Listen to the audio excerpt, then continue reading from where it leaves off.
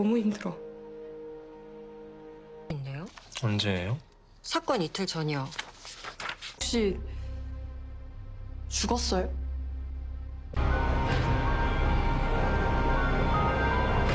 Halo guys, balik lagi ke channelnya Mimin. Gimana kabar teman-teman semua? Semoga baik-baik aja ya. Oke, di video kali ini mari kita lanjutkan review dari drama Dub yang makin seru tentunya dan penuh misteri. Bagaimana reviewnya? Ini dia, by Mimin. By the way, hal yang membuat istri Jang Tae-soo mengajukan gugatan cerai kepada dirinya karena Tae-soo itu tidak percaya kepada anak mereka, Ha-bin. Jadi Ha-bin itu terlibat sebuah kasus di waktu dia masih kecil pada waktu itu. Dan Tae-soo curiga bahwa anak mereka sudah terlibat dengan peristiwa tersebut. Makanya istrinya yang bernama Jisoo terlalu capek dengan kelakuan suaminya Tae-soo dan dia memutuskan untuk bercerai dengan suaminya agar hidupnya lebih tenang. Dan sejak saat itu Ha-bin gak mau ngomong sama sekali sama ayahnya karena dia ngerasa bahwa ayahnya tidak percaya sama dia. Untungnya luka Ha-bin itu tidak terlalu parah sehingga keesokan harinya dia sudah bisa pulang bersama ayahnya. Dan dia mengatakan bahwa dia memanggil neneknya ke sana karena dia butuh bantuan ketika dia mau mandi, mau makan karena dia juga gak mau kalau ayahnya ngebantu dia. Ketika Tae-soo mencoba ngebahas tentang dari mana Ha-bin ini selama ini karena kan dia ternyata nggak ikut berwisata tapi dia nggak ngejawab pertanyaan ayahnya dan langsung menghampiri neneknya. Sedangkan Tae-soo dia pergi ke kantor lagi karena masih banyak hal yang harus dia selesaikan. Dan ketika mereka lagi meeting di kantor ternyata dia semakin curiga sama Ha-bin bahwa dari rekaman CCTV ini perempuan yang pemilik mobil yang terbakar itu kemungkinan besar adalah perempuan yang masih umur belasan tahun yang masih SMA dan ciri-ciri dari belakang mirip banget sama anaknya dia, Jang Ha-bin. Terus dari list telepon orang-orang yang ada dipegang sama Tae-soo itu salah satunya ada nama anaknya dia yaitu Jang Ha-bin.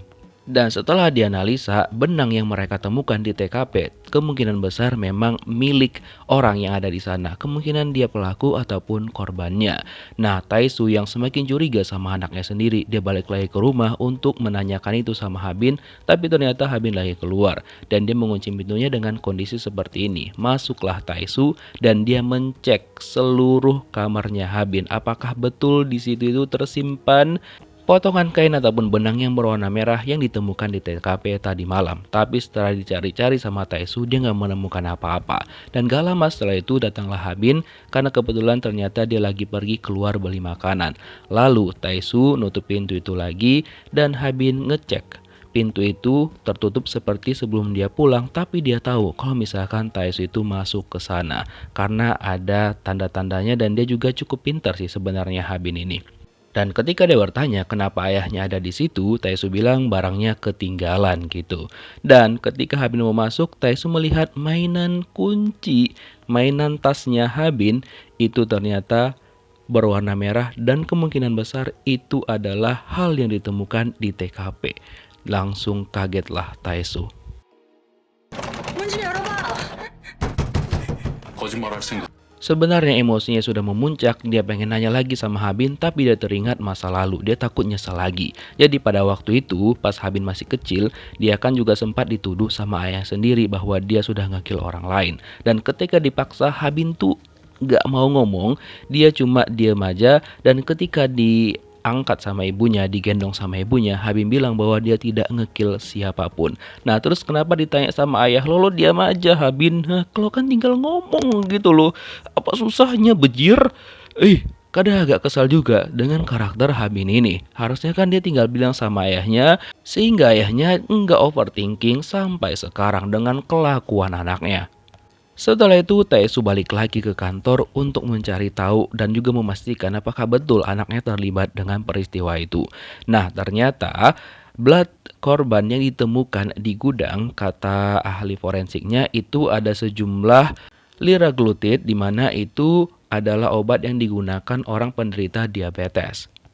Jadi kemungkinan besar korbannya itu menderita diabetes. Dan gak lama setelah itu mereka juga menemukan rekaman CCTV dari korban yang mungkin pemilik mobil yang mereka temukan di TKP. Nah di sini Tae-soo tuh udah kayak aduh nih Ha-bin nih. Tapi ternyata setelah kelihatan wajah aslinya itu ternyata adalah Song Mina yang sempat bermasalah dengan Habin beberapa waktu yang lalu di kantor polisi, dan Tae-soo pertama kali bertemu dengan Mina di sana. Lalu dia mencoba mencari tahu tentang identitasnya Mina, dan dia mencoba untuk melihat di media sosial juga pengguna-pengguna ataupun username yang bernama Mina. Dan akhirnya dia menemukan satu username yang masih aktif dan dia langsung mencoba untuk mengajak bertemu. Nah, bertemulah mereka di lokasi ini.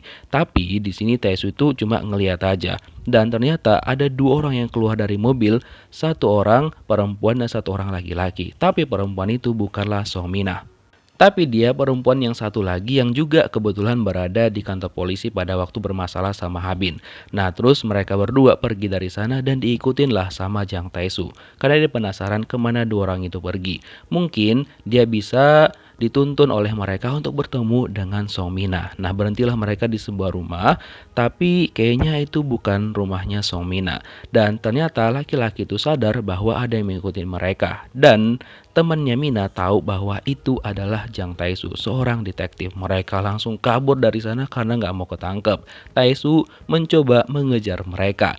Tapi karena waktu itu hujannya deras banget dan mereka kencang banget melajunya, Tae-soo malah nggak menemukan mereka. Tiba-tiba mereka tuh udah ngilang gitu aja. Dan dia pun melihat keluar dari mobilnya, melihat sekitar, siapa tahu dia bisa menemukan orang-orang itu, tapi ternyata nihil sama sekali, nggak ada.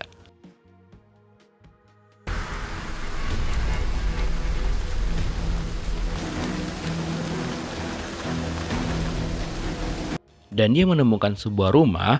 Dia mencoba untuk datang ke rumah itu, tapi ternyata mungkin orangnya sudah tidur, jadinya dia nggak bisa masuk ke sana. Ya sudahlah, setelah itu Tae-soo memutuskan untuk pulang saja. 송민아, Pas dia balik ke rumah, dia tanya lagi sama Habin. Apakah Habin tuh kenal sama Song Mina dan apakah Habin sempat bertemu sama Mina pada malam itu. Nah, hal itu membuat Habin marah sama ayahnya dan dia bilang bahwa dia emang sengaja mau bundir karena dia udah capek banget tinggal sama ayahnya. Dan dia juga ngebahas tentang ibunya, dia juga sedih karena ayahnya, ibunya itu bundir dan meninggalkan dirinya sendirian. Jadi dia juga menyalahkan ayahnya atas apa yang terjadi kepada ibunya. Habin juga memohon sama ayahnya untuk sekali aja percaya dengan apa yang dia ucapkan karena dia nggak bohong dan juga mengatakan yang sebenar-benarnya. Bahkan di sini Habin sampai menangis yang biasanya dia itu tanpa ekspresi. Hal itu membuat Jang Tae-soo menjadi semakin ragu dan dia juga bingung dia harus percaya sama anaknya ataupun tidak. Bahkan ibunya meminta sama dia untuk percaya sama Habin karena nggak mungkin Habin bohong. Nah, tapi dia bingung karena bukti-bukti itu mengarah sama Habin, jadi dia sulit banget untuk percaya sama anaknya sendiri. Dan juga ya kayak mana dia mau percaya sama Habin kan ketika Habin habis nangis. Kondisinya kayak gini, dia ngelap air matanya seakan-akan tanpa ekspresi juga dan seakan-akan dia adalah killer yang sebenarnya ataupun kayak psikopat gitu loh. Sementara itu di kantor polisi, akhirnya mereka menemukan bahwa identitas dari orang yang diterekam di CCTV itu adalah Song Mina. Dan mereka pun langsung mencari tahu di mana keberadaannya. Dan salah satu orang yang sering banget ditelepon sama Mina adalah pria ini yang bernama Choi Yong Min. Nah, karena dia udah ketahuan dan dia menelpon salah satu temannya dia untuk disuruh bersembunyi dan dia langsung menyiapkan seluruh barang-barangnya termasuk uang-uang yang dia simpan mau kabur. Tapi ternyata polisi gercep dan dia akhirnya ketangkap basah ketika mau kabur. Dibawalah dia untuk diinterogasi, ditanyalah sama Oh Jung Hwan. Tapi ternyata Yong Min ini tidak mau mengaku dan diam aja. Bahkan dia bilang dia nggak tahu di mana keberadaan Song Mina dan dia juga bilang bahwa dia udah lama banget nggak berkomunikasi dengan Mina. Terus Tae-soo meminta Dae-hong dan juga Eojin untuk bergantian menginterogasi Yong Min. Nah, ketika mereka bertanya sama Yong Min, ternyata jawaban Yong Min juga sama. Dia bilang dia nggak tahu di mana keberadaan dari Song Mina sekarang. Intinya dia capek dan dia juga nggak mau diinterogasi terlalu lama. Pokoknya dia selalu mengelak atas semua pertanyaan yang mereka ajukan. Dan menurut Tae-soo, mungkin si Yong Min ini bakal bisa membuka mulutnya dan jujur ketika mereka bisa membawa Song Mina ke sana. Cuma berarti tugas mereka sekarang adalah harus mencari di mana Song Mina berada. Dimulai dari Dae-hong mencari media sosialnya Mina dan dia menemukan media sosialnya. Dan di media sosial itu Mina sering banget ngepost tentang tubuhnya yang mengalami kekerasan gitu. Nah, Selagi Daehyung mencari tahu fakta-fakta yang lainnya, Eojin diajak sama Taesu untuk pergi ke rumah yang dia datengin tadi malam. Nah, mereka datanglah ke sana dan ternyata pemiliknya seorang perempuan. 입니다. 몇 가지 여쭤볼 게 있어서요. 아까도 다녀가셨... Dan perempuan itu ternyata bernama Kim Sung Hui. Ketika ditanya sama Eojin apakah dia pernah melihat Song Mina ataupun tidak, dia bilang, ya nggak tahu. Pokoknya banyak banget kan orang yang keluar masuk di kosannya dia, so dia nggak tahu dan juga nggak hafal wajah-wajahnya. Dan ketika ditanya sama Taesu apakah Sung Hui ini mendapatkan KDRT, dia bilang, enggak, itu terjatuh ketika dia lagi ngebersihin rumah kemarin. Tapi Taesu ini kan tipikal orang yang gak gampang dibohongin. Jadi dia tahu kalau misalkan Sung Hui itu berbohong kepada mereka dan kemungkinan dia mendapatkan KDRT. Cuma karena gak ada bukti jadinya ya sudah mereka tinggalkan saja. Tapi dari jendela rumahnya Sung Hui itu melihat ke arah Taesu dan juga Eojin dari luar. Dan ternyata pada malam ketika Taesu datang ke situ dia tahu dong dan cuma ngeliatin dari sana. By the way, ibunya Taesu ataupun neneknya Habin akhirnya memutuskan untuk pulang karena Habin bilang dia udah baik-baik aja. Tapi yang membuat jadi pertanyaan adalah gerak-gerik Habin ini semakin mencurigakan. Tapi ketika dia ngantar neneknya memang dia terlihat baik-baik aja. Tapi ketika neneknya sudah berangkat pergi, tiba-tiba aja ada orang yang menelpon dia. Gimana nggak curiga coba sama Habin ini? Dan pada malam harinya, detektif menemukan di mana keberadaan dari Song Mina di sebuah hotel. Nah, mereka langsung bergerak ke sana dan membawa beberapa petugas. Dan mereka langsung memeriksa dan memastikan apakah itu benar Song Mina ataupun tidak. Sementara itu, Taehyung menemukan fakta yang cukup mencengangkan dari media sosial dari Mina yang lain. Di mana di media sosial ini, Mina itu nggak memposting tentang tubuh dia, tapi barang-barang yang lain. Salah satunya adalah barang yang memang dipakai Mina itu untuk karena dia tuh terobsesi banget kurus, makanya dia pakai obat itu yang ternyata kata Daehyung obat itu sering dipakai sama orang yang menderita diabetes. Nah, langsunglah di sini Taesu berpikir bahwa wah, kayaknya Mina adalah korbannya. Dan setelah itu Taesu mendengar bahwa teman-teman detektifnya sudah menangkap Mina, tapi ternyata yang mereka tangkap itu bukan Mina, tapi temannya yang bernama Park Ji-yeon. Terus Jion mengatakan bahwa dia pengen mencari udara segar dan mengajak Jang Taesu untuk berbicara berdua di luar. Nah, dia bilang sama Taesu bahwa setelah malam ketika mereka itu ditangkap dan juga bermasalah sama Habin, Habin itu sempat bertemu dengan Mina. Dan itulah terakhir kabar Mina itu dia dengar. Setelah itu dia nggak tahu lagi. Dan kalau misalkan Taesu pengen tahu lengkapnya, dia harus membebaskan Park Ji-yeon ketika diinterogasi dari Pak Pol. Karena pernyataan Jion tadi, Taesu jadi teringat di masa lalu. Sewaktu Habin itu masih kecil, ketika Habin sama adiknya itu menghilang, dia mencari-cari di mana keberadaan Habin. Dan kalian tahu, ketika dilihat dari CCTV, Habin sama adiknya kan memang pergi berlari ke hutan. Dan pada malam harinya, Taesu mencari-cari bersama istrinya dan juga polisi-polisi yang lain. Dan ketika Habin ditemukan, kondisinya kayak gini. Nah, kayak mana Taesu itu nggak curiga ya kan? Dan ketika ditanyain, Habin cuma diem aja, nggak ngejawab sama sekali. Ya mungkin dia trauma, cuma setelah itu pun dia nggak ada cerita sama ayahnya. Ya kayak mana ayahnya nggak curiga, ditambah lagi adiknya ditemukan jatuh dari tebing dan akhirnya kehilangan nyawanya. Ya wajar aja kalau misalkan Taesu curiga sama anaknya. Terus kan akhirnya Yongmin tuh dibebaskan karena nggak terbukti kalau misalkan dia bersalah. Maksudnya nggak ada bukti. Dan setelah mereka periksa lagi nomor-nomor telepon yang mencurigakan, salah satunya akhirnya mereka menemukan namanya Jang Habin. Setelah itu mereka memutuskan bakal pergi ke rumahnya Jang Taesu untuk menginterogasi anaknya, Jang Habin. By the way, sama dengan Yongmin, ternyata Park Ji-yeon juga memiliki alibi yang kuat banget sehingga dia itu nggak bisa ditahan. Akhirnya setelah rekannya berdiskusi dengan Taesu, Taesu bilang ya udah untuk sementara bebaskan aja dulu si Park Ji-yeon itu, ya kan? Ya sudah, setelah dia dibebaskan, akhirnya Taesu ngobrol berdua lagi sama Ji-yeon karena kan dia menagih janji Ji-yeon karena dia sudah melepaskan Ji-yeon. Ji-yeon bilang ya di hari mereka itu bertemu, anaknya Habin itu mencuri ponselnya Song Mina, ponsel sekali pakai yang warna biru muda. Setelah dikonfirmasi sama Taesu, Jion bilang, "Yep, benar itu ponselnya." Dan sebenarnya Habin itu berjanji bakal mengembalikan ponsel itu, tapi ternyata setelah mereka bertemu dia nggak dengar lagi kabar dari Song Mina. 안녕하세요. 저 장태수 팀장님 딸이에요. Di sisi lain ternyata Habin tumben-tumbenan datang ke kantor ayahnya Taesu. Dia bilang dia pengen ngasih pakaian ayahnya, pakaian ganti. Ternyata diam-diam Habin tuh melihat hasil dari pemeriksaan dan juga penyelidikan ayahnya. Ternyata ketika Taesu sampai di sana, dia tahu kalau misalkan Habin datang setelah dikasih tahu sama temannya dan juga ngecek hasil penemuan investigasi mereka. Dan ternyata setelah itu Habin ngebakar mainan kunci yang merupakan penemuan barang bukti di sana. Jadi di sini Habin tuh kayak menghilangkan barang bukti nggak sih? Waduh, psikopat nggak nih anak.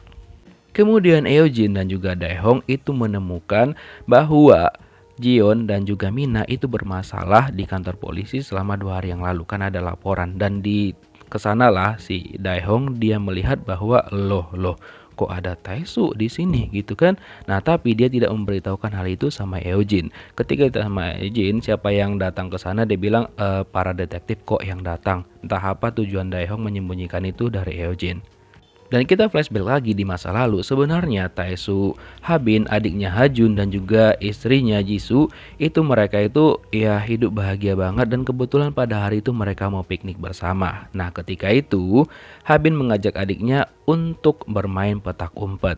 Dan pada malam harinya yang awalnya piknik mereka itu bahagia-bahagia aja, tapi karena hal itu jadinya kebahagiaan mereka sirna. Ditambah lagi ketika Taesu mendatangi anak laki-lakinya Hajun yang jatuh di bawah tebing. Dia menemukan sepatu anaknya di sana dan dia menangis sejadi-jadinya. Tapi ada satu hal yang menjadikan Taesu itu awal mula curiga sama Habin, karena Pak Pol bilang mereka menemukan barang ini yang dikubur di tanah, di mana itu adalah kain yang dipakai sama Habin untuk menutupi mata adiknya ketika mereka itu bermain petak umpet. Nah, kenapa Taesu curiga? Karena itu tuh dikubur, makanya dia mikir bahwa Habin tuh juga menghilangkan barang bukti. Makanya dari sana dia jadi curiga bahwa anaknya Habin ini agak lain gitu. Jadi wajar dong. Tapi tiap ditanya Habin ini diem aja gitu, kayak dibuat emosi gitu. Kapan susahnya kau ngomong, kampret, ha? Nah, karena teringat akan hal itu, jadinya Taesu pergi lagi ke rumahnya untuk melihat tasnya Habin, dan ternyata mainan kuncinya beneran dong udah nggak ada lagi dan juga udah diganti. Dan langsung to the point dia tanya sama anaknya, lu beneran nge-kill Song Mina? Nah, Habin nggak ngejawab, dia malah ngebahas masa lalu. 성민아, 네가 죽였어? Dia bilang sama ayahnya, ayah yakin kalau misalkan Hajun itu meninggoy gara-gara kecelakaan. Dan ayah yakin kalau misalkan ibu itu meninggoy gara-gara bundir. Dan justru pernyataan Habin yang seperti itu membuat Taesu jadi semakin curiga sama anaknya sendiri dan menganggap bahwa Habin itu adalah seorang psikopat. Dan tiba-tiba detektif datang ke rumah mereka karena kan salah satu nama yang ada di daftar teleponnya Mina ada namanya Habin. Nah, makin ketar-ketirlah Taesu, dia takut kalau misalkan anaknya kebukti bersalah. Gimana kelanjutan kisahnya? Kita lihat di next episode. Bye-bye.